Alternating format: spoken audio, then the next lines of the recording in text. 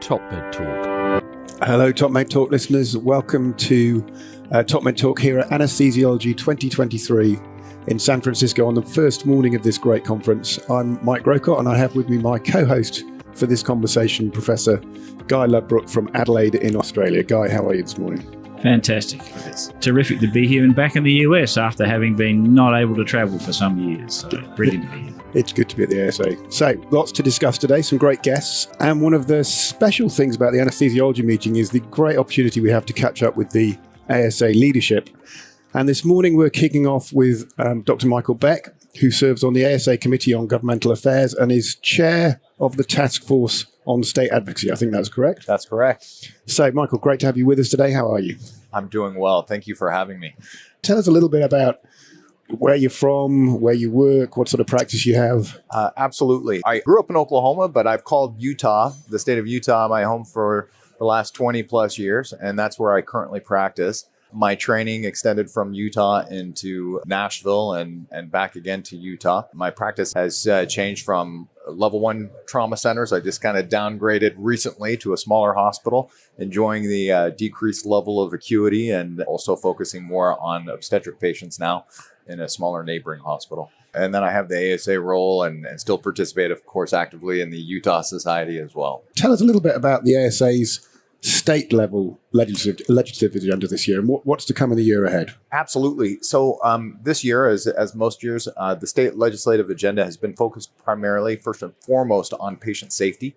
We've combined with the ASA Advocacy Division, in addition to the state level societies, to make sure that collective resources have been focused on key areas. This year, we focused primarily on 3 different areas. The first is fighting nurse anesthetist-led initiatives that would either decrease or remove physician involvement in patient care.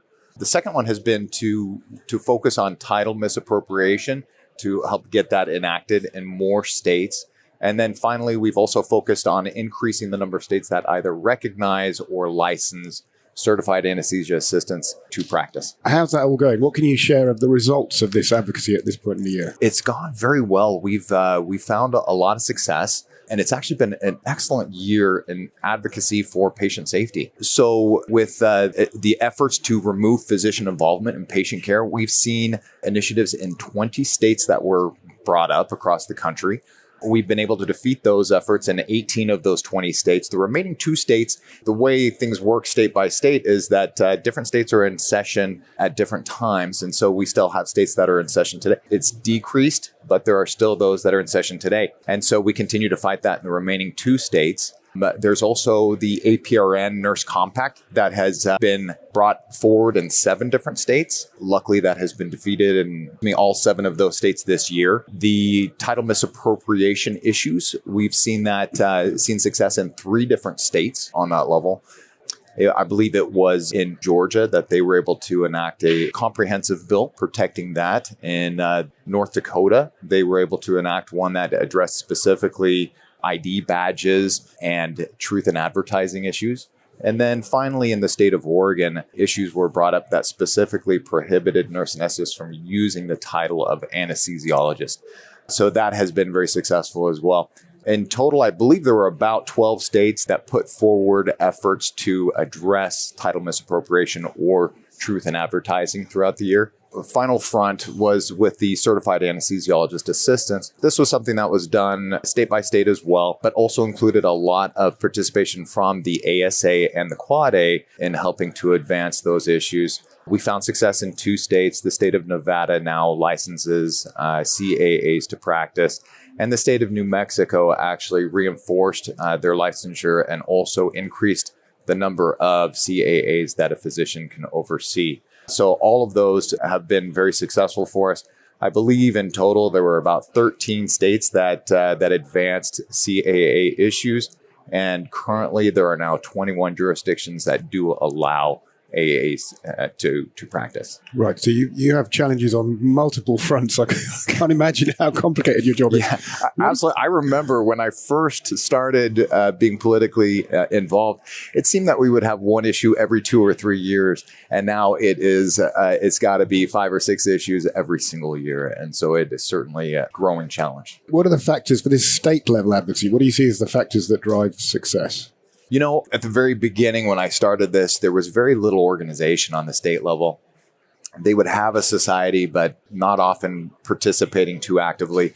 I must even confess, in our own state, this happened before I got on the scene, so I can't take all the blame, but we missed a couple of issues within our own state. And that is really what got us to be more proactive about it in the state of Utah and personally as well. And so what we've noticed is, I think this success has been tied to a couple of issues that we continue to promote today. One is the importance of teamwork. I think in the past, it would often be one physician that really caught the fire and would try to do everything on a state level.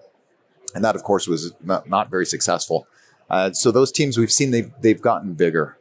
We've seen that individual state societies have created subcommittees that address these issues specifically. We've seen that team increase to include lobbyists, and that has been paramount. It's been paramount to help us specifically with the items that we're addressing. But what we also noticed is as we bring lobbyists on, it's able to educate our members that are participating as to how to improve their advocacy as well. We've also seen an increase in teamwork up and down the chain, meaning that the ASA and the state components now communicate much better and much more quickly among themselves. And so when an issue comes forward, we're able to very quickly address that issue because of that, again, teamwork. And then finally, I would say that expanding the team to include other specialties has really helped us on the state level. So making sure that we participate actively with our state medical associations and work synergistically with them. What we've noticed is, of course, sometimes that requires us to work on issues that we wouldn't normally address, but having them help us with our issues has been something that has been very, very helpful. So those, as we've expanded that teamwork has become key. I think the other thing is that has really improved is the importance of relationships. Relationships among those team members that I talked about, but also fostering individual relationships with lawmakers. So one of the things we learned from lobbyists is if it's a good lobbyist, they'll let you know that they are only so powerful and that even their power dwarfs in comparison to a good relationship between a lawmaker and their constituent. And so we have really worked hard to make sure that those relationships are fostered, that we identify key lawmakers in committees and key lawmakers in leadership positions that can make a big difference. And what we've also noticed as we've done this is, it used to be we would just fight against these issues, but as you develop that relationship and the lawmakers understand the process, it becomes almost second nature to them to want to support it. And so those relationships have really been key for us. I think the other really big thing has been kind of the grassroots level that's occurred with this. So I did talk about the teams that we've created, and that's much more of a concentrated effort. And grassroots, you mean patients, people, or you mean practitioners? That's a great idea. Maybe on the patient side, we'll need to do that a little bit more. Maybe add that for next year. I'll pass that one up the line. But more so just involving our membership on a broad basis. The ASA has developed multiple tools that have allowed us to communicate these issues quickly to our membership and invite them to send letters to their legislators or governors or other political leaders. I think in the past, that used to be kind of more of a form letter format, and those form letters have kind of lost their efficacy. And so part of this grassroots level now that we found a lot of success in is educating our members, even on that grassroots level, to make sure that they personalize it when they send it off to their legislators and really share their unique experiences with the issue at hand. We were chatting a little bit before we started recording this conversation. Guy, I think you had some intriguing questions about the communication of all this. Yeah, look, it's fascinating. Clearly, you've got a great deal of traction. You're interacting with a whole lot of different people whose insight into the issue may not be perfect, of course. The messaging, the language that you need to use, What have you found successful? Are there areas that have been less successful? How has that kind of evolved over time? What's evolved over time is we've been able to learn from our mistakes. Unfortunately, sometimes those mistakes have been at the cost of patient safety. And what we've also noticed because of that is, we were also talking earlier about where we focus all of this, and that focus truly is on patient safety. Our specialty, luckily, was one of the very first specialties to focus on patient safety. I'm really happy that all the other specialties, or most of the other specialties, have kind of followed suit and are focusing on patient safety. That was a focus initially, not for political reasons. That was a focus just to make sure that we were taking optimal care of our patients. And what we've done is we've made sure that that focus has been the center of our advocacy efforts as well, that we've been able to really hone in on that as our key focus. What we've also noticed with that is as we're moving forward, if there is a issue or an item that we are addressing that we cannot tie back to patient safety, we essentially identify that as either an item we shouldn't be addressing or that we're not addressing it in the right way. So I think you're absolutely right, because it's the heart of everything that we do. It's intrinsic to our specialty. So a better appreciation by anyone from our lawmakers to even lobbyists perhaps is really going to help the cause. Yes. And, it's been interesting as we do that. That is something that lobbyists, in my experience, have not experienced before. Okay. So they address the issue, and oftentimes they'll say, well, we could address it over here as well. And we always redirect them and we say, it's about patient safety. It's about patient safety. It's about patient safety. And as we've done that, they kind of catch on to it ultimately and say, you know what, that is right. And they feel better about promoting those issues in that situation as well. So it's been, as we've transitioned to that and made sure that that remains our focus, it really has helped to put everything in perspective.